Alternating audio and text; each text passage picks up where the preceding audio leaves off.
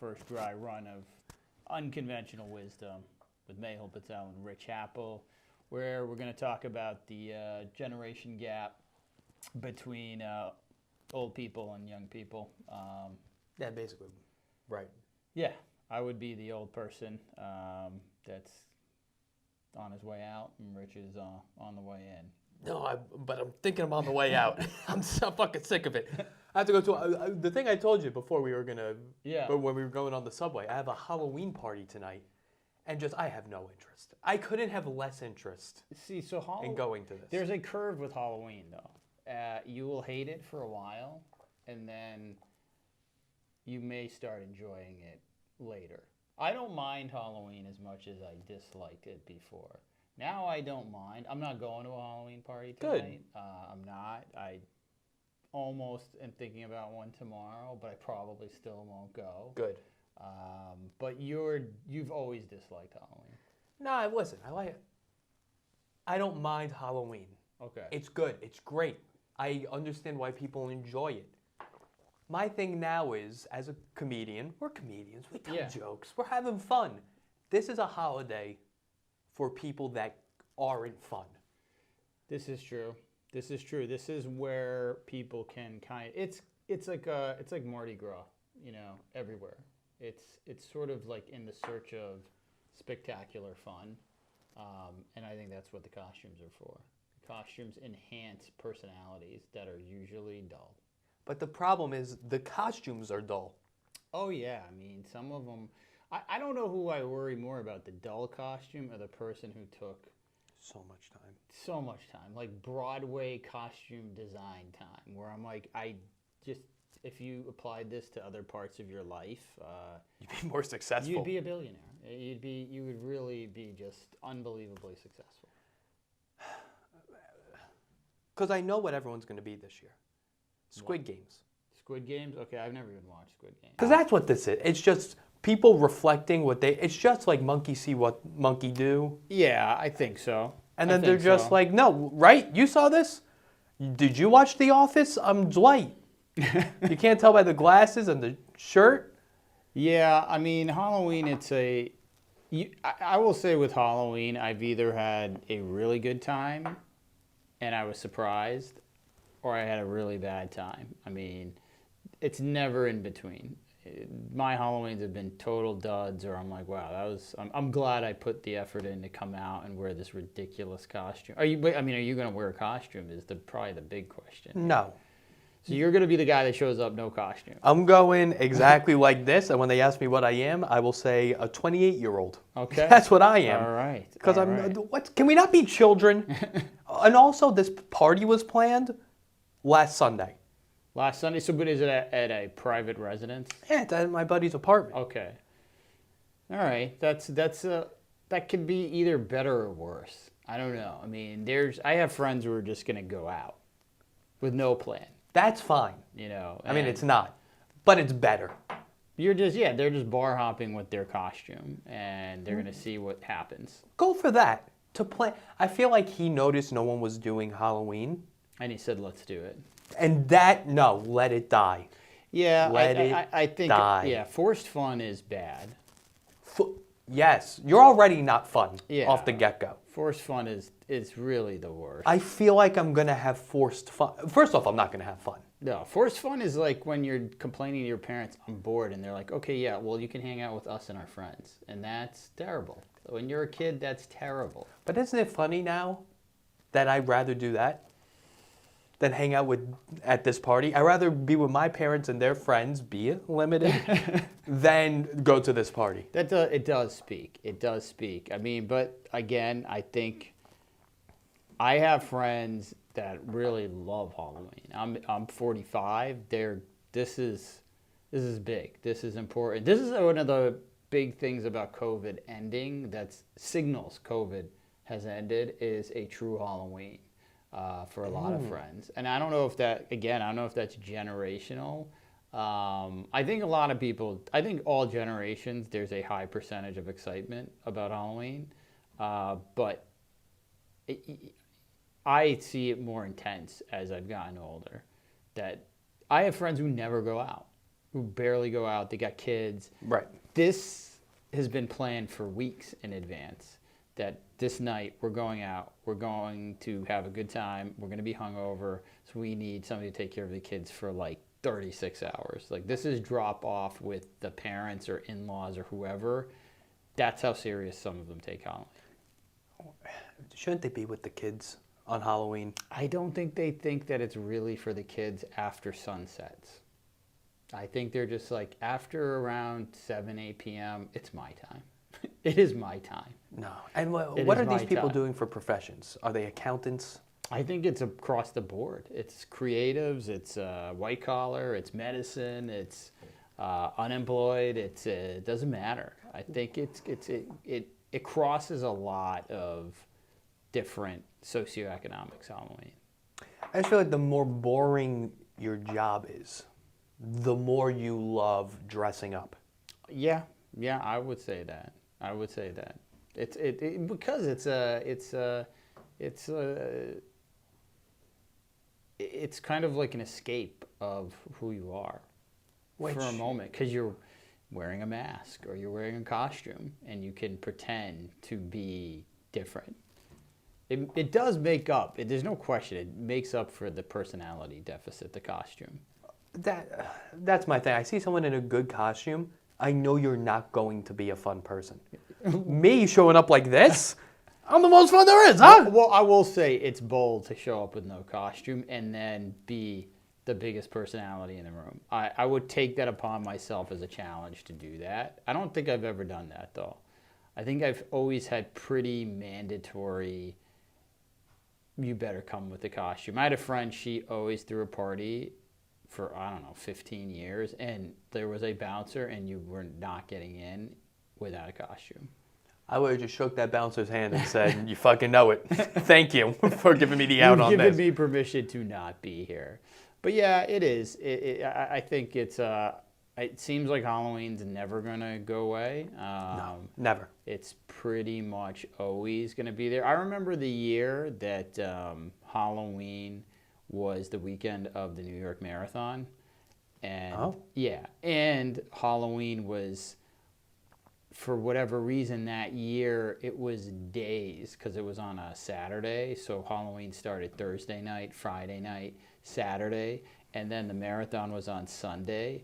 And you felt like a bigger piece of shit on Sunday, because you're like, I just went out all 3 nights for Halloween, and now these fucking people are running 20 plus miles just to stick it in my face as I sit here on my couch depressed from all the alcohol and shit I've eaten for the last 72 hours.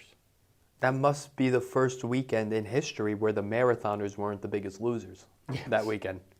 Yes. Because usually marathoners, what are you trying to prove? They think it's Greek times. Is there anything worse? Have you gone to the marathon? Oh, no. Oh, you've never been? I mean, I think by mistake, I think I'm walking around and I'm like, why are all these, what the fuck's, which parade is this? What's going on? And I'm like, oh, it's the marathon. Some people love it. I mean, there are people who like, it's a, important moment day of the year. I don't even know, are we even having the marathon this year? Yeah, we're having the marathon, babe. All right. We're going. I mean, I'm going.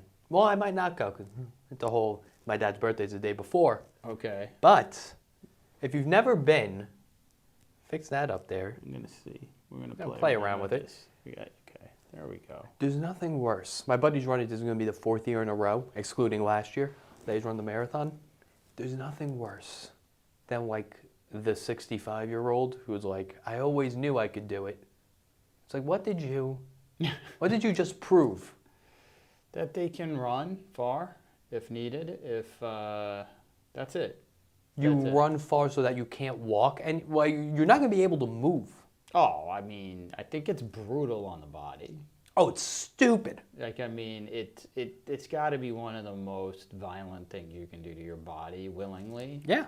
And if you're not running like marathons for income, like for the prize, and there is a prize, right? Yeah, it's I don't know exactly how much. Yeah, so like I don't get it then. I'm like, why am I going to do this to myself? Well, first of all, you can run a marathon without running in a marathon. Like you could just say, I'm going to run this many miles, and you ran a marathon. Right. I guess everybody wants the credit. I don't really know what that means. No, I mean, the marathon is how many miles? It's like...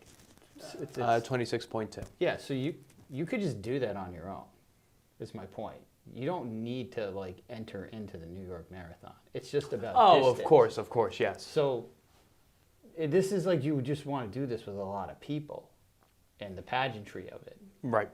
But if it was really just about the 65-year-old saying, I just want to be able to run a marathon, I'm like, well, you could just do that whenever you want. Right. I do agree with that. You know? You could just do it whenever you want. You don't need to do it actually in the New York Marathon. Or you could just not do it. I would never do it. I personally would never do it because everybody I know that's done it is in brutal pain for days. Yeah. And they're in good shape. Most of them are in good shape. And I'm like, why would I? No, I'm not doing this. There's a lot of things like that, though. There are. There's many things like that that I'm just like, I don't need to do that. I don't know any that's so physically demanding. It is. If you want a challenge, do a crossword. What are we doing? All right? Sit down, relax. You work hard. And I have to assume that there's like a wait list now because of COVID. There's always been a wait list. Yeah, but now it's got to be like, it's going to be a lot of people. So it's in a week? It should be next Sunday, first Sunday of November every year. All right, so it's going to be relatively soon. We'll see what happens. It's going to be during the clock change. Oh, yeah, it always is. The famous Seinfeld episode. Oh, yeah, that's right. That's right. Yeah. That's a great episode. You're all winners. Yeah, no. Not really. Well, anyway, so on our show here, what we discuss besides how much we dislike made-up holidays and exercise as punishment, is just the gap between generations. As technology has kind of proliferated, I think that generation gap has gotten wider and wider and wider, just because all the stuff we consume changes so quickly. Right. I haven't watched Squid Games. I mean, I've seen the trailer. I'm like, I don't know. I probably will never watch it. There's a good chance that I never watch an episode. Okay. I can only identify by sight one Kardashian. Only one. Which one?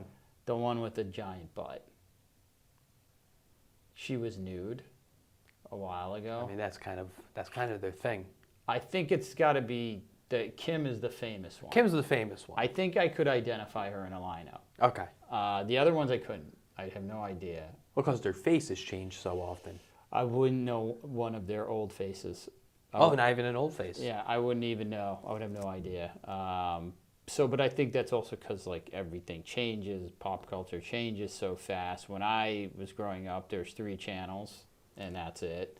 Yeah. And you were either a mega star or you were no one. If you were a comic, you got on The Late Show. Of course. And you blew up. You got on SNL, and you blew up. Star Search. Star Search, For you was a big thing. Yeah.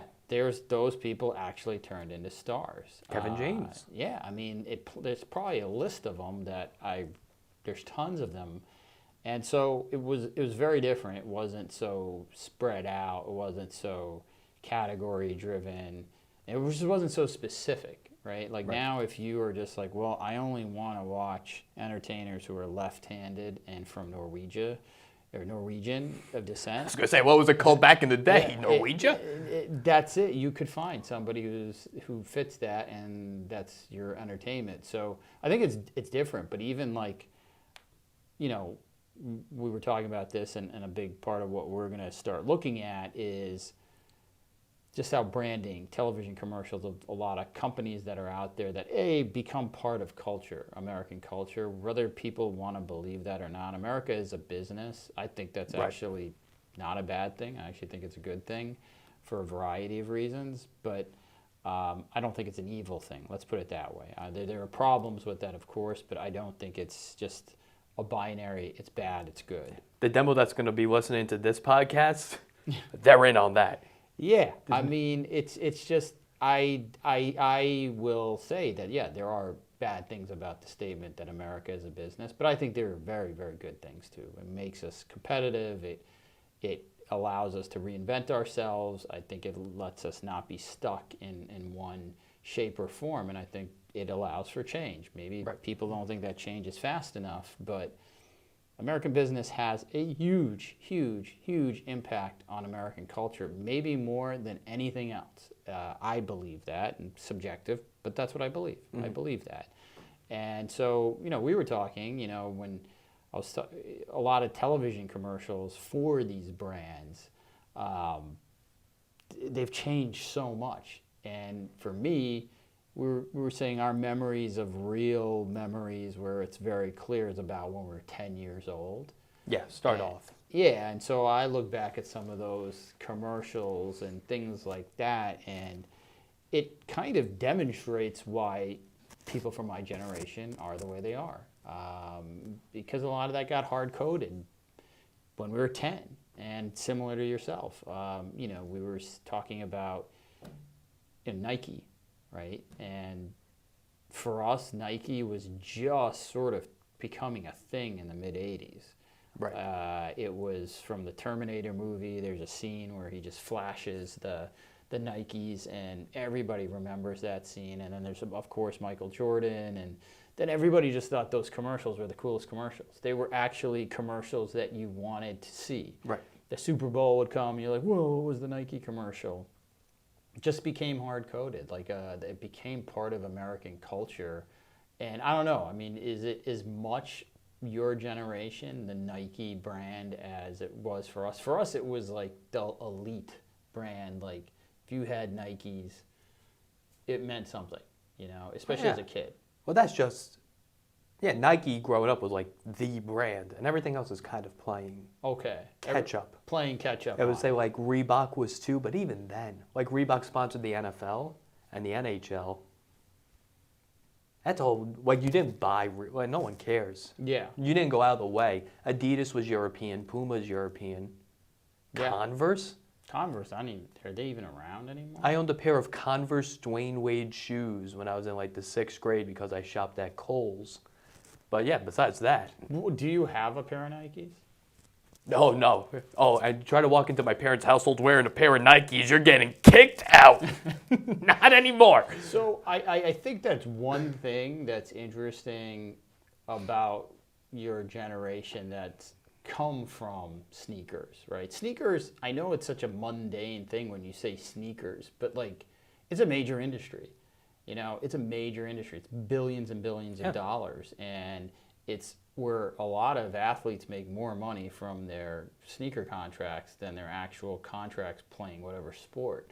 And so it's huge. But what I do have to say, back when I was young and these brands still existed, obviously, nobody collected sneakers. That's where I was going to go with this. Okay, that to me, I know there's probably guys my age that collect sneakers, which, okay, I still think that's fucking bizarre. I don't get it. That's something about your generation that I'm like, how did this even happen? When did suddenly collecting sneakers and then reselling them on eBay, what was that? It's a huge industry. And I had no idea. Until I have a niece. She's younger. She's probably at the time was in high school, and I was like, what's going on? And she's like, oh yeah, my friend Brandon makes a lot of money doing that. I'm like, doing what?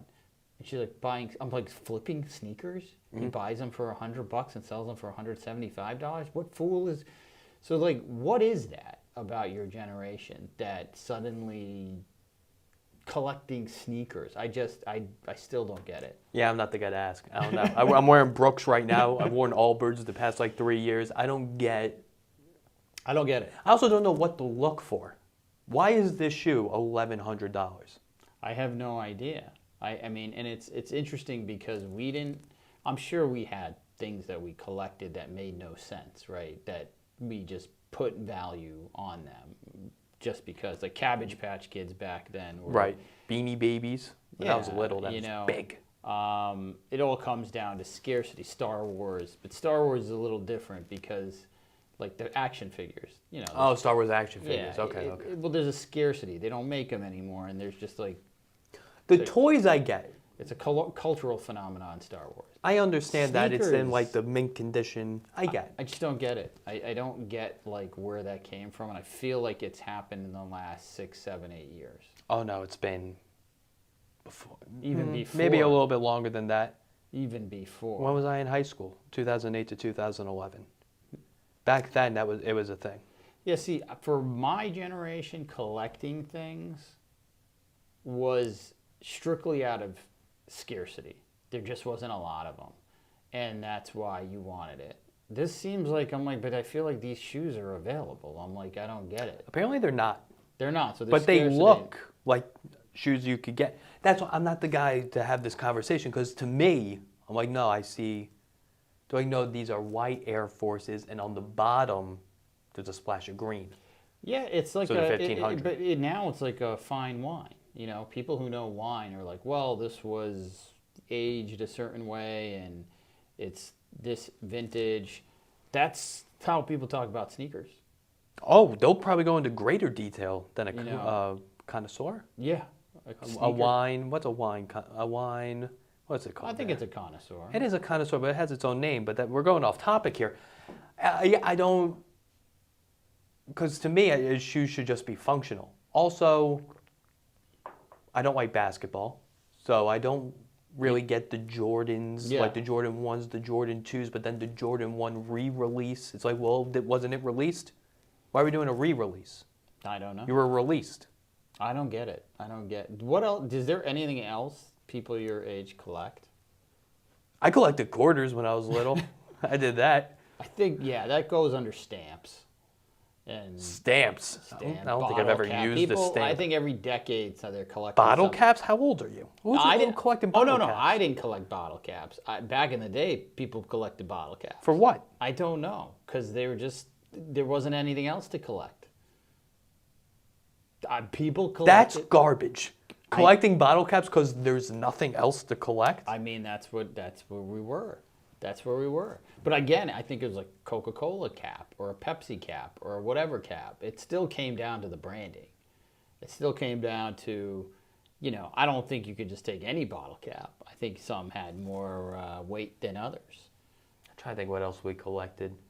It wasn't big when I was growing up, but it's big now, and it was big when you were growing up. Sports cards. It was huge. Now it's huge again. Yeah, it died for a long time. Yeah, me growing up, sports cards weren't a thing. Yeah, it was, I spent a lot of money on it, a lot of time. I mean, I still have them. I still have, football cards, baseball cards, basketball cards from 35 years ago. You should look into.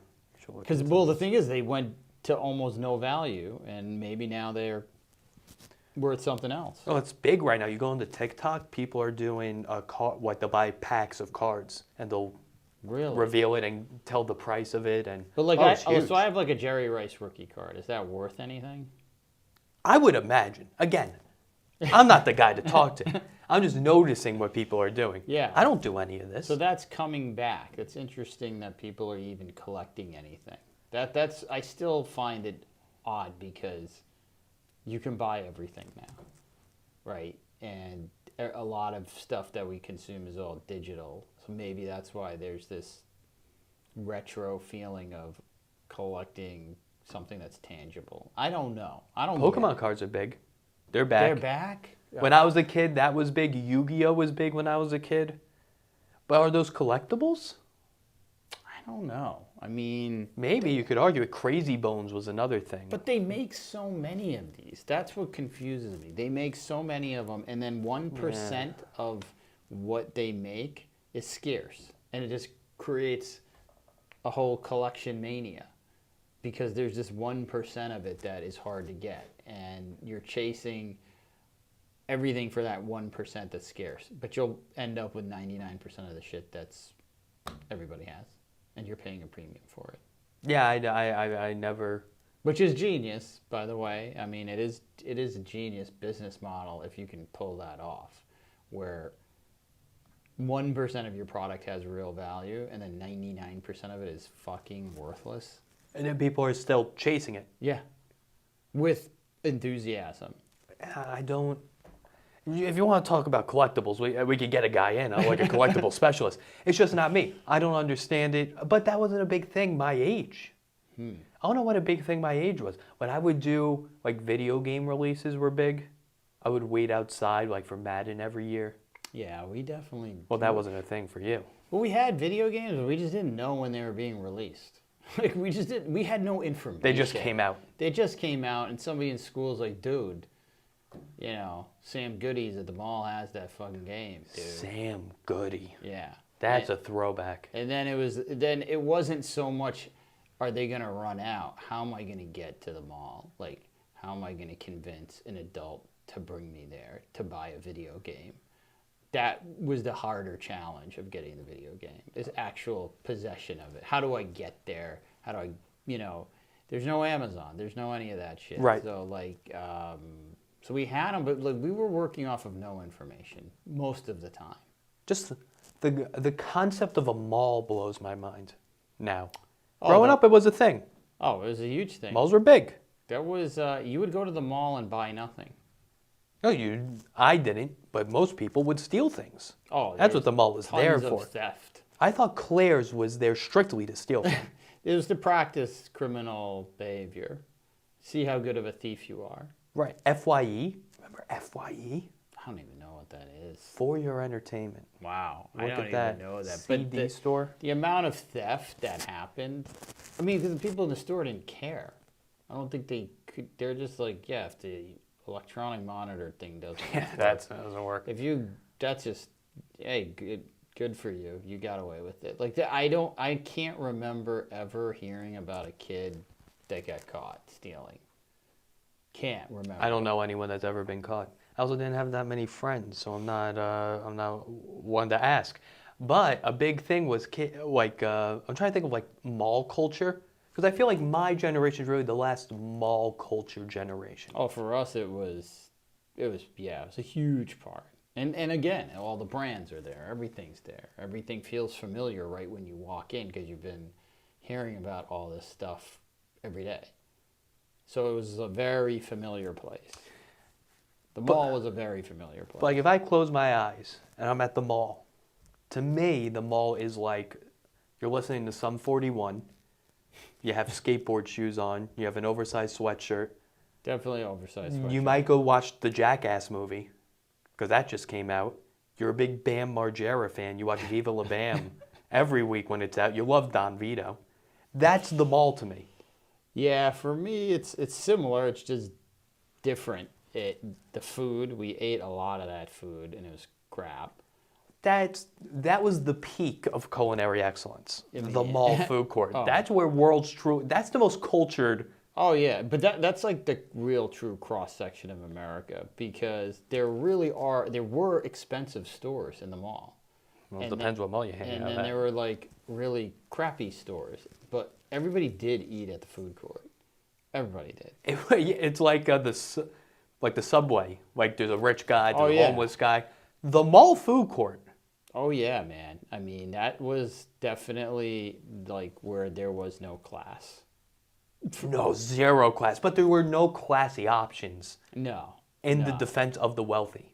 Upper middle class. No wealthy go to malls. Upper middle class. Yeah, upper middle class. But they ate there. I mean, they did eat there. You would see them. You would see them eating there. I mean, it was a great equalizer at the food court. I remember they put a sushi place. As I was aging out of the mall, they put a sushi place in. I was like, man, gentrification's real, huh? Finding a sushi place at the mall food court. When was the last time you were in a mall? I can't remember.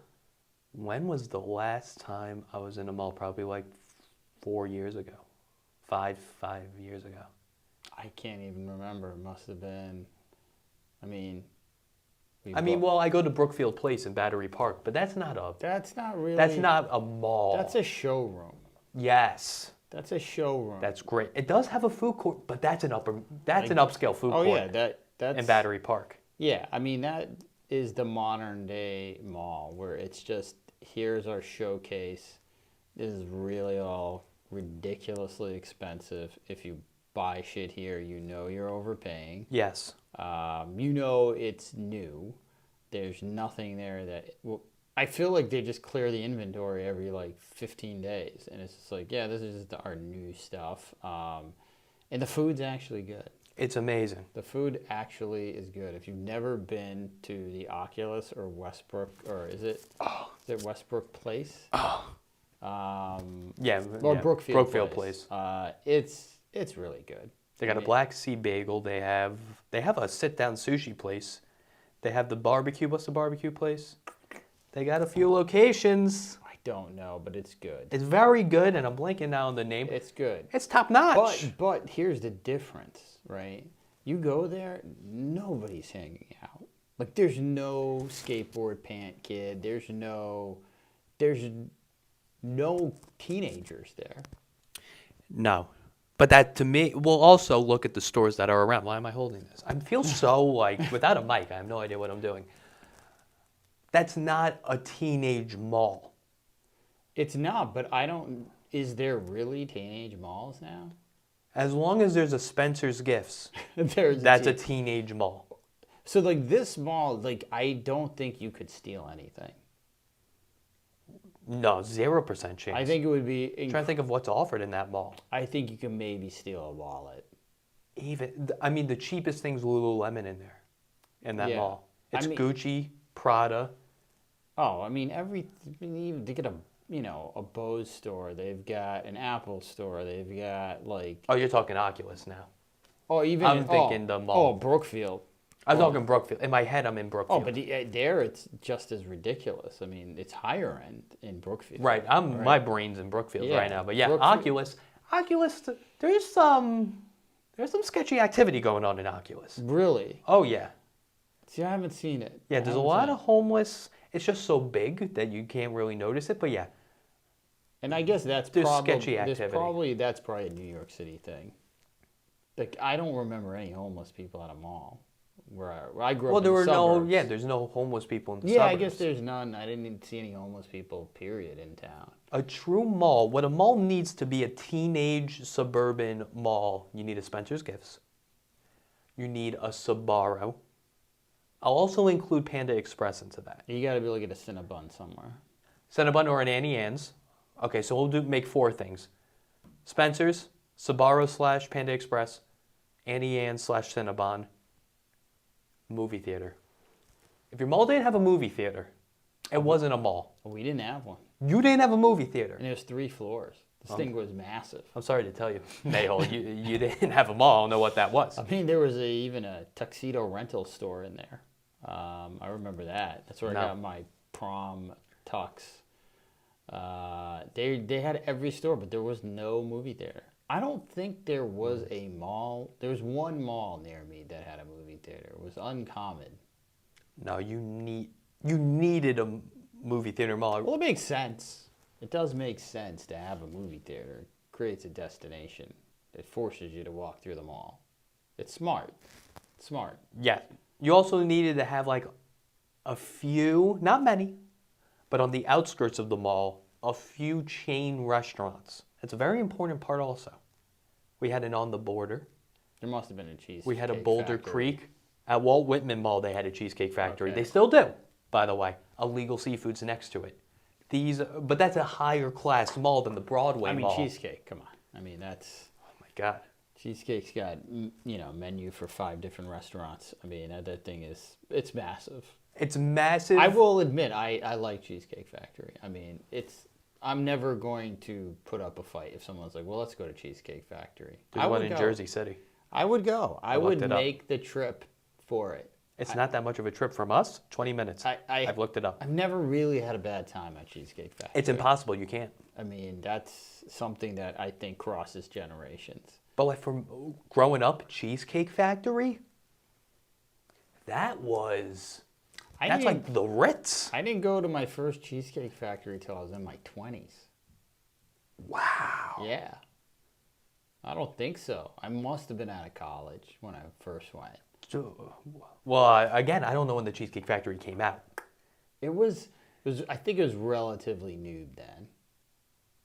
but there probably was one near me. I just didn't go. I think I was intimidated.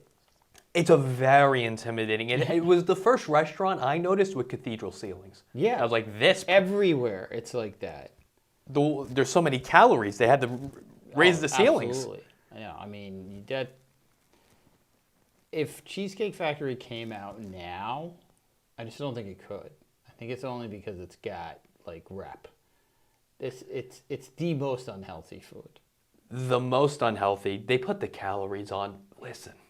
I don't think anybody cares. No. If you're going to the Cheesecake Factory, You're going for diabetes. I mean, that's what you're going for. you want diabetes. At least you want to feel like you have diabetes once you leave for at least 2 hours. Yes. That's the whole You point. want to breathe heavy for the next 2 hours. And you do. And you do.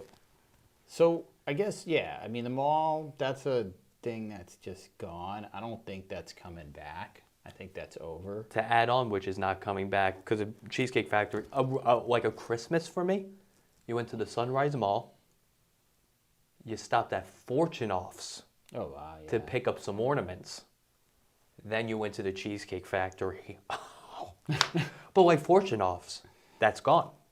Oh, that whole Macy's gone. episode is pretty much gone. Right. Right. Like that whole episode's gone. That dynamic of shopping, eating, it's pretty much over. I think it's very rare that someone's going to do that. I mean, I guess there are people who come to New York to come shopping and then go eat and all of that, but the mall's gone.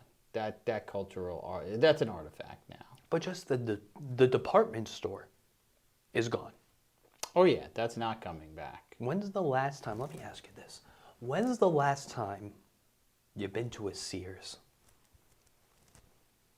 That's open. Yeah, not that you're looking to purchase. Like, I would. so for you to purchase something, not the building. Okay. I don't know. It's over a decade. Over a decade. Over a decade. I know I have been to Sears and bought stuff. That I can. Back in the day, I know that. Sears was the place. But it's gotta be maybe 15 years. That long. Yeah. Yeah. It's been that long. I went 5 years ago. My dad wanted a snowmobile. Yeah. So we went to Sears. I swear to Christ, a tumbleweed went right past us when we walked in. A tumbleweed went right by. There was nothing. No, and it's always crazy to go to those stores as they're sort of just selling their inventory off. Because the people who work there Couldn't give less of a fuck. yeah, they're just like, yeah, whatever, take it. I don't give a shit, and be like, well, is this $100 or is it $10? We'll just take it for 10. Fine. It's not going to support the bills. Yeah. Doesn't matter. I don't know. I was like, I already know when my last day here is. Like, they just don't care. I feel like it's going, like, it was probably the same, like, what it was like in the Soviet Union as it was no longer the Soviet Union. That's funny. And they're just like, oh, well, yeah, is this Moscow? It doesn't matter. What are you talking about? Yeah. This doesn't exist anymore. The Union is gone. The Soviet Union is gone. And that's what Sears felt like when you would go, or any store, when you go in, when there's kind of like no inventory, the shelves look half empty. You're like, what the hell is going on here? And I was like, this is the fall of the Sears Union. It's over. The big box is over. It's dead. Like, that part of American culture will never come back. Well, now I have a question because you said that. And maybe you could give me some perspective because I don't understand. I understand why Sears is no longer a thing. Mm-hmm. But why is, like, Target a thing? I don't know. I have no idea. I spent a lot of time in the suburbs during COVID, and the only thing I understand now is why we have an opioid problem, because there's nothing to do but go to Target and Walmart. That's it. And Home Depot. I guess you can go there too. I don't get Target. I don't understand Walmart either. I get it. You don't get it? I don't get it. It's just, I get it. What I don't get is there's people who actually take offense if you say Walmart and Target are the same store, basically. I'm like, it's all the same. Is it not? No. It's the same store. No. One's red, one's blue. And one will be one's like... Democrat, one's Republican. People who really like Target will be like, no, Target is so much better. and you're just like, what? I was like, it's the same. They even have the same aisles, and they're labeled the same. They're just like, clothes, dishware, shitty food. Yeah, It's all the same. it's the same layout. It's the same merchandise, just different packaging. But there are people who are like, no, I only shop at Walmart. No, I really only shop at Target. And I'm like, well, they're both oddly exactly the same and generally next to each other. Yeah, usually in very close proximity. Yeah. And if you have a strong opinion on this, you probably love Halloween. Probably. It's the same people. Those stores love Halloween. Well, of course. They make that I would love to know how much they make in the month of October. They must see that They hit everything. They have the costumes, they have the candy. they have everything. I mean, I bet you October makes more money than back to school August. I bet you. I would make that bet. I have no idea. I've not looked this up. I will look it up and we'll see. But I will take that bet. I will take that bet. I will take the bet that their October sales beats their August sales. Obviously, November and December, they crush. They crush. But I bet you Halloween, people start buying fucking candy on October, 9th. They start thinking about their costumes, not just for themselves, but their children, October 1st. I mean, and they're going. And I think that they're buying. And this has got to be the highest margin products that they have. Candy, the margin's ridiculous. It's a ridiculous margin. I think it's their best month. I have no idea if that's true, but I will put up against. I'll put that back to bet. school. I would bet that back to school does better. I think parents care is equally as much about their kids' costumes as the clothes they send them to school in. Maybe. Well, more. if they're even allowed to send their kids in costumes, you see schools are banning Halloween. Why? They say it's Satanic or something? no, it's insensitive. One school said it's racially insensitive because there's people that can't afford costumes, and I was like, oh well, you're just assuming black people are poor in that. Yeah, well, Instance. I mean, that's everything. So then, some people can't afford sneakers. Listen, some people are poor. What do you want me to tell you? Yeah, America's a business. This is just what it is. This is capitalism. This is a big part of our culture. That's it. I think that there's always going to be rich, there's always going to be poor, and it's not because there's an evil conspiracy. No, It's just there's winners and losers. this is just the way capitalism is, and it'll never change. I mean, it's just not going to change. Are there flaws in the system? Of course, this and that. You can debate all the nuances, but America's a competitive place. I don't think anybody here would be that happy if we took that away, honestly. I mean, I love football. I love it. I love watching it. I'm a fantasy football freak, all of that. But it's also meaningless. There's no, it doesn't matter who wins. It doesn't, the only sort of, A lot of people would disagree. yeah, well, they're stupid. There's a lot of, Yes. there are a lot of stupid people. The reality is it doesn't matter. The only person it matters to is the team owner, because the valuation of the team goes up. If they're a winning team, probably sell the franchise for more. Most of them never sell, so it doesn't really matter. Right. But they're taking loans against it, whatever they're doing. But ultimately, it doesn't matter. It does not matter if you start the rookie quarterback or the vet. It doesn't matter. It doesn't matter if he keeps missing the field goals. It does not matter if he keeps fumbling. It doesn't matter. I agree.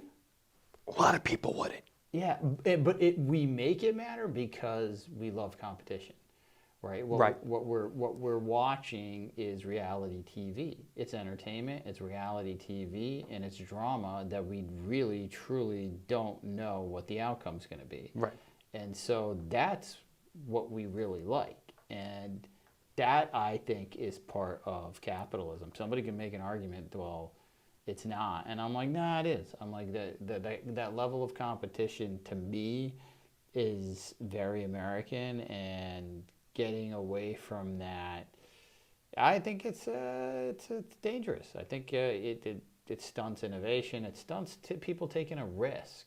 I mean, and that to me is sad. Like you gotta have risk, and so I don't know. I think it's to say Halloween because somebody can't afford X, Y, and that's always going to be the case. Like, well, what? Just have nothing. Just have no but holidays. Then how can you have Hanukkah or Christmas or anything?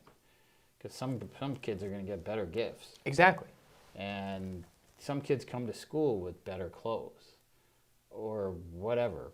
But they get their hair cut more often. I don't know. I mean, there's a million things that sort of differentiate people. But what I think I don't like about that more than anything is you're basically saying, well, you got to really value materialism. What they should say is, hey, Johnny, you can't afford this, but that doesn't make you any less. Yeah. You know what? See if you can, we'll help you make something. Right, get a pillowcase and... Or come up with the most creative, least expensive costume and see if you can be innovative, right? The best costume I ever had, you're probably too young for those, Got Milk commercials. Remember those? I know the slogan. Yeah, and they'd always have the milk mustache. Yeah. So I was your age. You went whiteface. I went whiteface. I was in my I hate Halloween phase. Yes. Which I grew out of. But back then I was very anti it. I'm like, I'm not going. The girl I was dating at the time was like, come on, you don't do anything, you're no fun.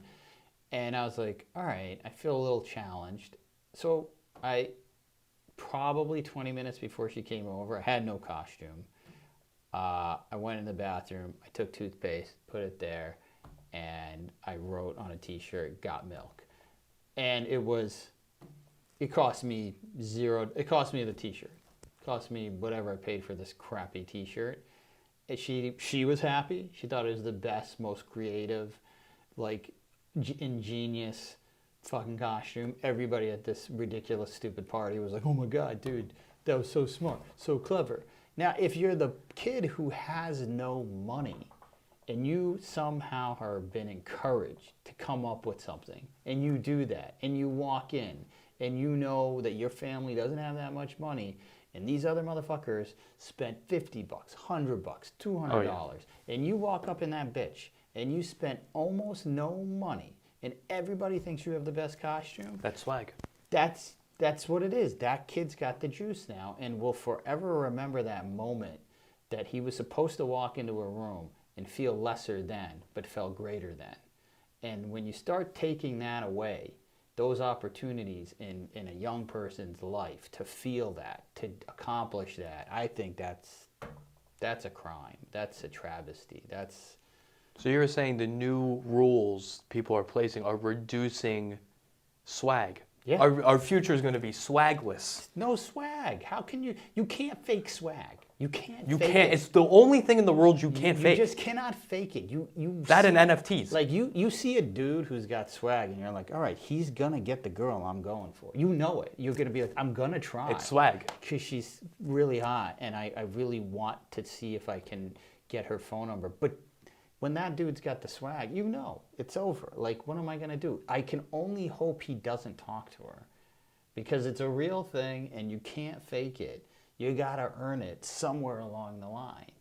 And, I think the kid who spends $150 on a costume doesn't have it either. You don't have no swag. Yeah, but your generation's the rule makers now. You're preventing the swag. The kids can't wear Halloween costumes. The NFL can't celebrate touchdowns. It's because you. It's true. It's true. I don't know what happened. I don't know why people my age have become that way. I think some of it was they didn't like feeling less than. And they never had an experience where they felt greater than. And you could feel less than for a long time. It could stretch for years. Yeah.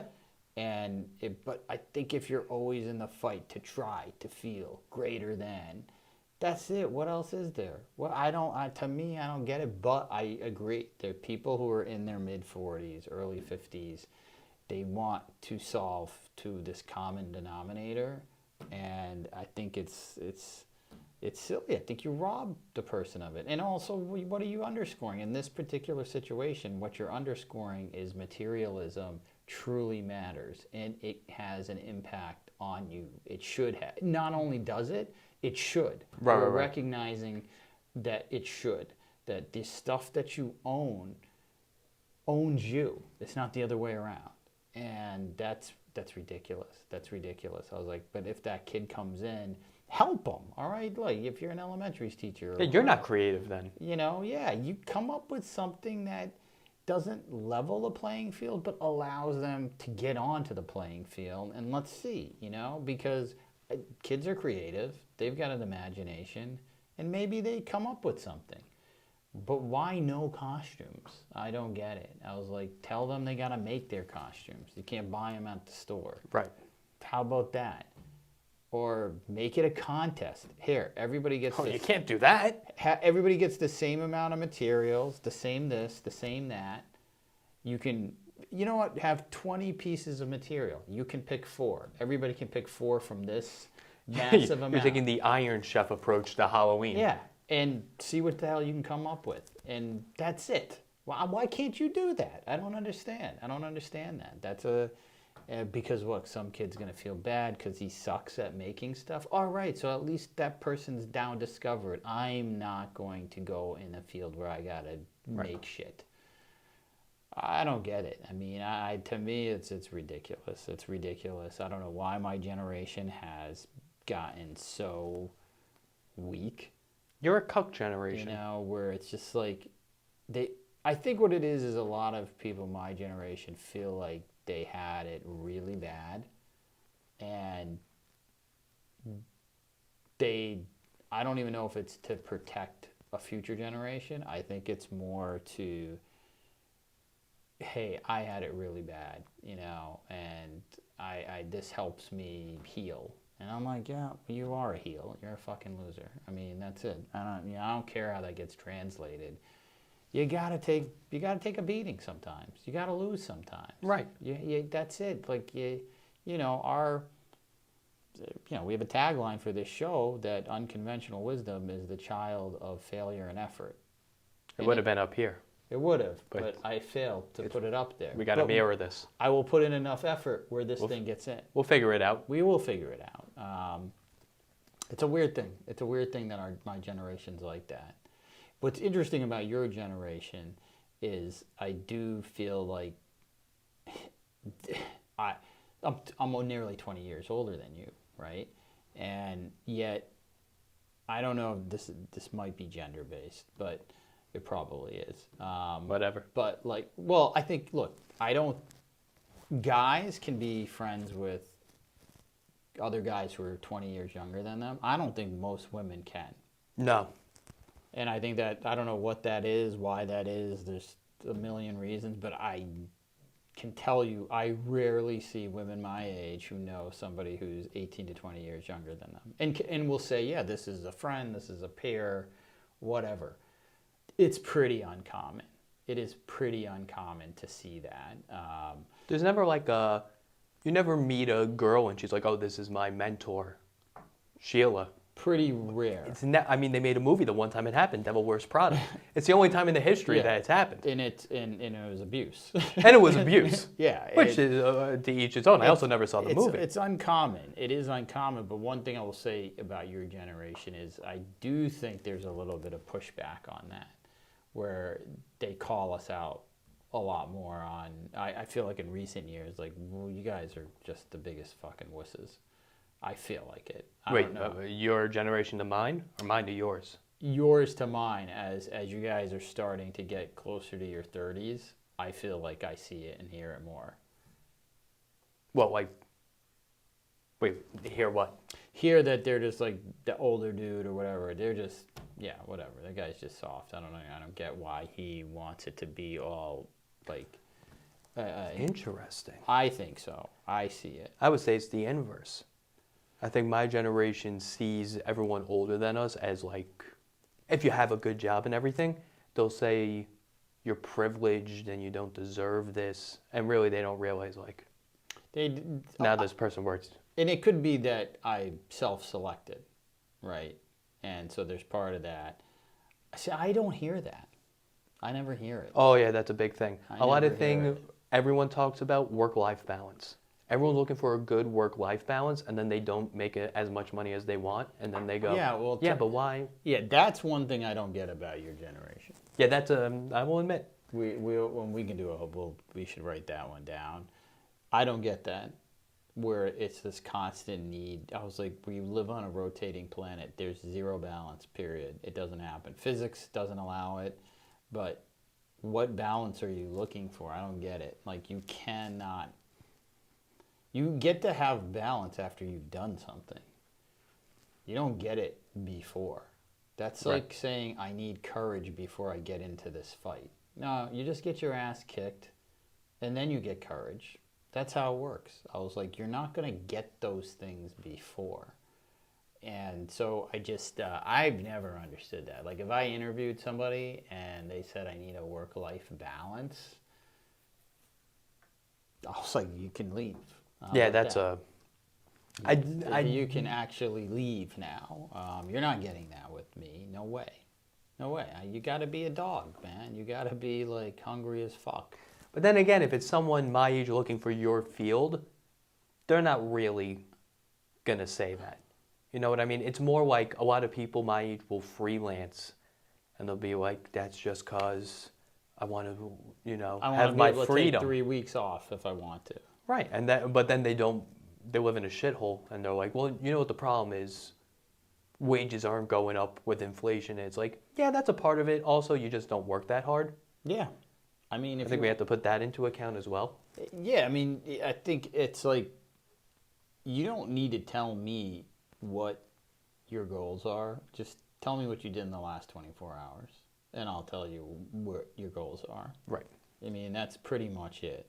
And I think with your generation, I hear a lot of describing what their goals are to the extent of, I'm like, yeah, but nothing in your action log resembles anything close to approaching these goals. Well, that's because everyone you hang out with my age is a comic. Yeah, which is that's not a good representation of people my age. okay. Because they're mentally ill individuals. So that's the biggest part of my exposure to your generation. Yeah, no. All my friends Are work in sales. All my high school friends are sales for software and trying to think. technology. Do I know people your age not in comedy? I know a couple. Anyone not in comedy, well, that I associate with, but then like my college friends, they're not doing much. But they're just there for the ride, which I respect. They don't bitch. No one bitches that I associate myself with. Yeah, look, if you're not gonna bitch, then you figured it out. Like, you figured Right. out what you want, and you've accepted it, and you're content. That's it. End of story. It's when there's a complaint that I'm like, dude, what the fuck are you complaining about? Like, I don't even understand. I can't even decipher what you're complaining about. Are you complaining about like pronouns? Are you complaining about like That's a whole you're not other liked, can of worms. but you're not likable. Like, you're boring. You're stupid, or both, or whatever the fuck. I'm like, it is that I don't know. I can't even understand it. Like, I don't understand the complaint. I guess, yeah. I mean, for at least who I was around, that was my age, when I was your age, the complaint was always, I'm not advancing fast enough. And yeah, it might be because of the shitty boss, or the this, or the that. It was just complaining about, man, this is taking too long. It's taking me too long to get to a point where I can have a life that's balanced. That would be the complaint. But it never really was, this is just wrong. Like, and maybe because we didn't question things as much, but I also think that it wasn't that bad. I just don't think it's that bad to put in a lot of effort and fail. I don't think that's a horrible thing.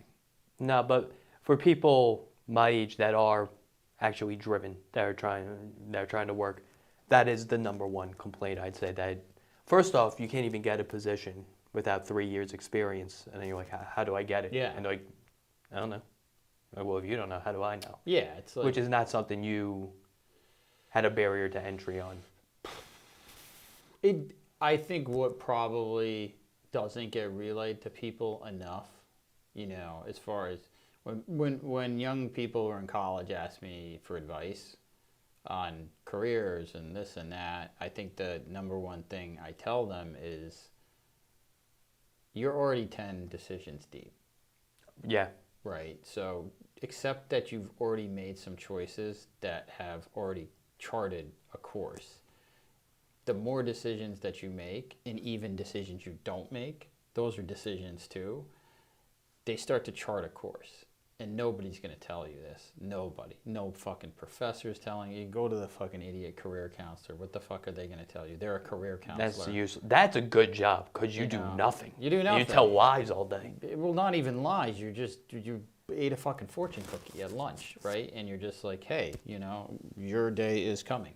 I mean, that's basically what they're doing. They're worthless. I think the main thing is, because that is a thing, right? It's just like you're like, well, how am I supposed to get this experience? The reality is it starts so early.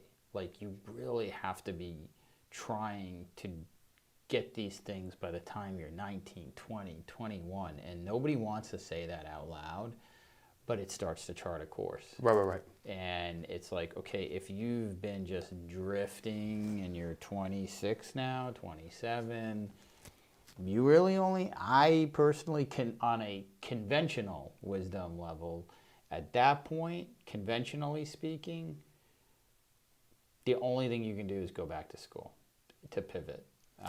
And that shelf life of that pivot will be about 6 months after you finish school. So whatever pivot you were trying to make, you better do it within 180 days of graduating, or you're going to be stuck in the same thing. And you're going to keep hearing, you just don't have the experience. I can't bring you on. Is that you've never done it.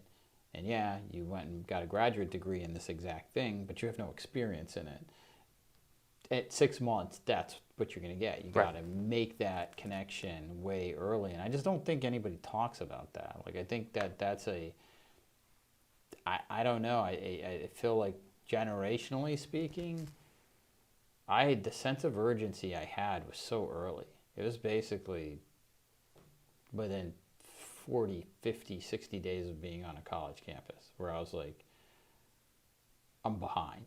Like, I didn't even give a shit about school by the end of my second year. I was like, I gotta find a way into this sort of American capitalism machine and find a spot that'll let me learn, let me do this. But it's a thing. I empathize with somebody where they didn't start making those decisions early enough. I was one of them. Because it's hard. I was like, you have to, my college roommate, one of my closest friends, he was a criminal justice major, right? Got out, didn't want to go to law school, didn't want to go into law enforcement, ended up being a recruiter in tech space back then.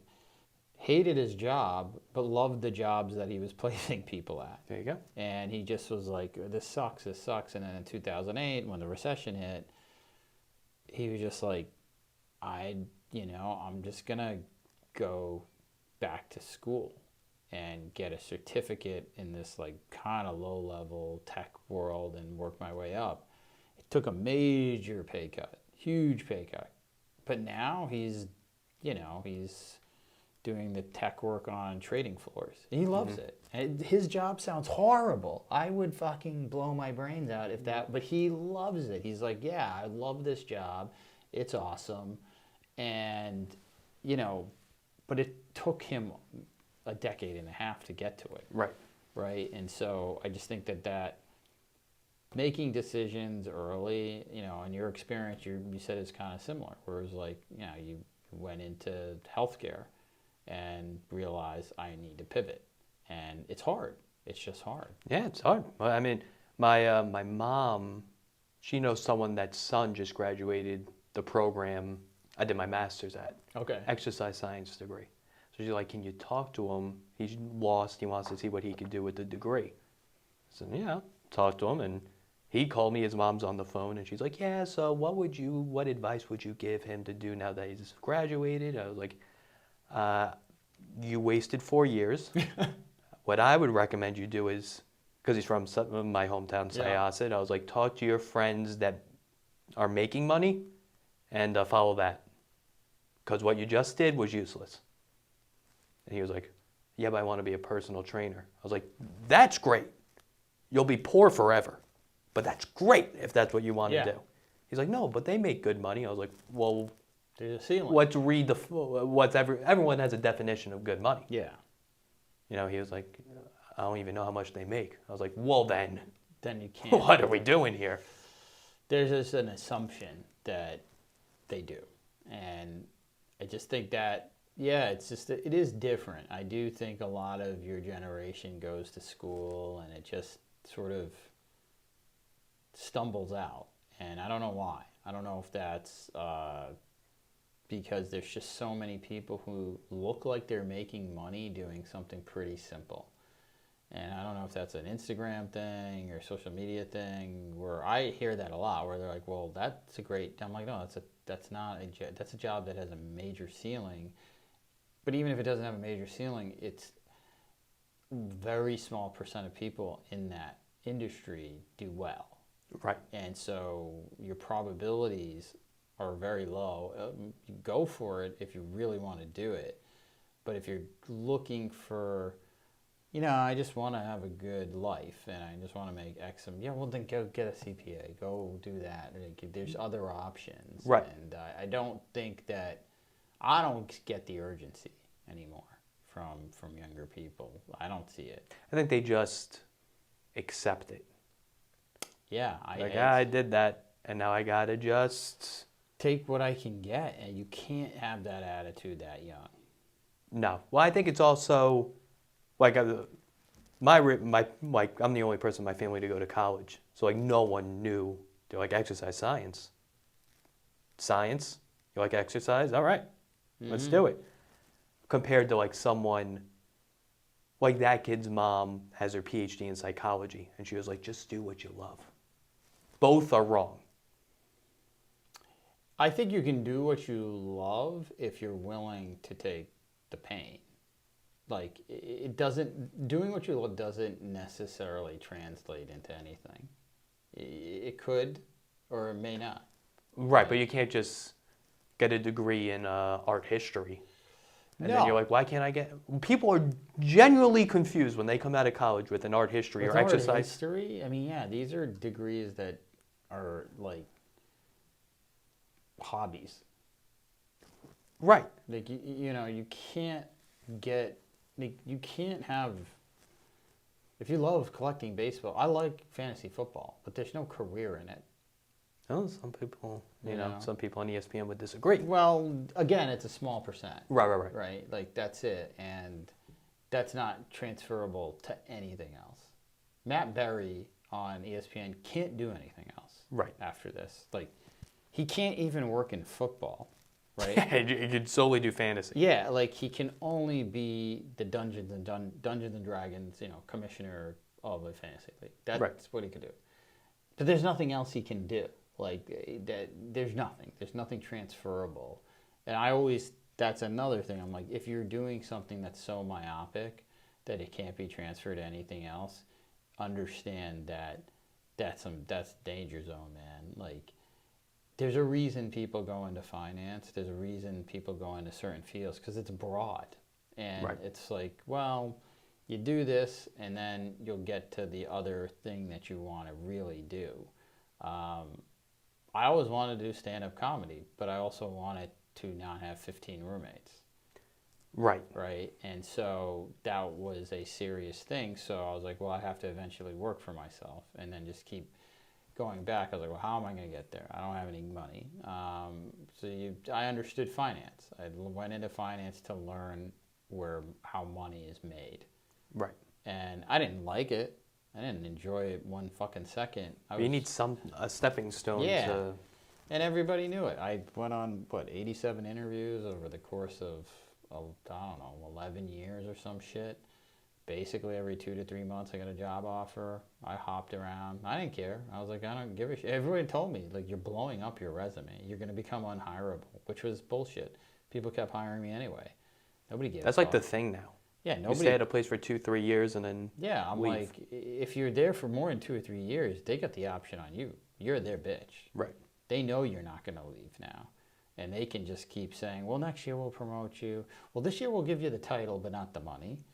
And this year we'll give you a little bit of money, but not the management. So you're going to still be somebody's bitch. Like, you're just going to keep getting screwed. Right. Basically. Which is different than like previous generations Yeah. where you stayed at one place forever. Yeah, and that wasn't even our generation. No, that was- that's was before. That's my parents' generation. Right. You could do that, and you were encouraged to do that. Now, no way. Yeah, you're an idiot if you do that. You can't. You got to look at yourself as like an athlete. Every 3 years, you got to renegotiate your contract. Either go to another team, or you better get like some major deal at the team you're at.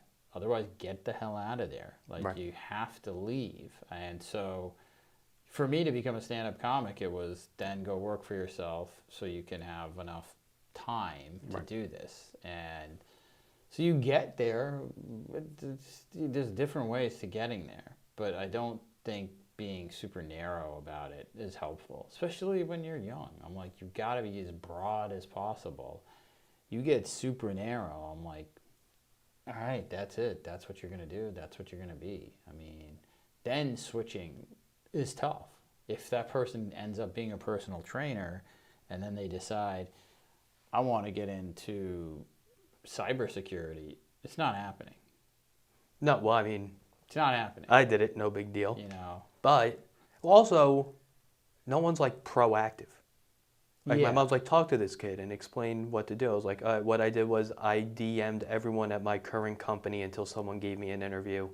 And it then from worked. there, I got a job. Yeah, and it worked. I mean, that's what you do have to do. You have to throw stuff out there in order to catch something. I mean, that's a 101 type fundamental thing that a lot of people don't do. But it's tough. And I was similar to that kid. I was like, I'm going to do what I want to love. I mean, do what I want to love. Find something I love. And I was like, I love basketball. I was 25, working on Wall Street, hating life. I sent a letter to every general manager in the NBA with a self-addressed envelope to answer 3 questions. I probably got, there's probably like 30 teams then, maybe even 28. I probably got returns on, let's call it 10. Of the 10, half of them were not the GM. It was like head of something. Sorry, we have, blah, blah, blah, blah, blah. Few of them sent back the survey. The survey was like, how do I break in? Is there a program out there that I could take and then, sort of transition in? So it's 3 very basic questions. And 2 guys sent me autographs. Did not care. No, I mean, I didn't give a shit about an autograph of a general manager. But they looked. One guy called me. Babcock of the Minnesota Timberwolves Look at that. actually called me. And he, at the time, I think it was like Kevin Garnett's second year maybe. Oh, okay. This was way back. Someone else was on that team. Probably Marbury. Bingo. And Kevin McHale was player personnel, and I think it was Pete Babcock. Pretty sure there's 2 brothers in the NBA, the Babcock brothers. This guy talked to me for 45 minutes, told me exactly what he did. He never played in the NBA. He went to law school for a week, hated it, and was like, I want to really work in the NBA as a general manager. Quit. He told me what he had to do. And I was like, at the end of that call, I was very, very grateful. And I was like, I'm not going to do that. That sounds awful. This is terrible. He's like, you're going to have to go back and coach a high school team. You're going to have to record basketball games, watch them all, critique them, scout it, send all of your, notes, and just keep sending them to scouts. See if you can get a job as a scout if you actually have an eye for this. But they're not going to take you seriously if you're not a coach. So you're going to have to coach high school. I'm like, that requires me living with my parents. Yeah, no, it's over. I was like, and that was it. That was the end of my journey about doing something I love. But to your point, you got to go try and find the answer. Right. You've got, how many people use LinkedIn for anything? I found out 0. That's the feedback I got. Exactly. And how powerful a tool it is, it's far more useful than all the other social media tools. There are some people on there that are pretty highly accomplished that you can actually get in touch with. It's insane. It's crazy. My friend, Jiho, very industrious guy, born and raised in Korea, came to the U.S. for school, just loves American culture, loves basketball, another basketball freak. And he just feels bad that athletes keep losing all their money, right? He just actually personally feels bad. He gets attached to these players, and he likes them, and he loves them as a fan. He's like, oh, it just sucks to hear that Allen Iverson has no money, and this guy has no more money. Like, how can that happen? They made $150 million. And I'm like, well, welcome to America, dude. It happens. So this guy keeps pushing the NBA to let him teach a course on real estate. Oh, to that's NBA interesting. players. They finally let him do it. Oh, that's cool. And he now, every year, teaches 25 NBA players over the course of 2 days how to invest in very basic real estate deals. Oh, that's sick. Yeah. And so he's friends with, I don't know, 300 basketball players. And now he has 300 investors. And now he does his own deals. Yeah, that's sick. I mean, that was through LinkedIn. That was through, I have this portal to these people, and I think I have a pretty genuine request. Can I do this? And eventually he got an audience. And it's like, it can happen. It can, I think a lot of people ignore what's right in front of them. Oh, same thing with comedy. Just use the internet. Stop running around doing a million sets a night and traveling, and it's not doing anything. But like, we could actually, you could actually do something digital, and that could basically, I don't know, that could turn something that's small into something big so quickly. I don't know if there's ever a time that you can do that. The acceleration process now is ridiculous in the digital world, but if you're looking to accelerate in the analog world, it's really hard. It's really hard. It's not impossible, but it's really hard. Right. It's like, why not use this tool to sort of accelerate things? Yeah. So People are lazy. yeah, it's true. It's true. All right, we did an hour, basically an hour 20. All right. All right, that's good. All right, folks. That's it for this. All right. Let's see.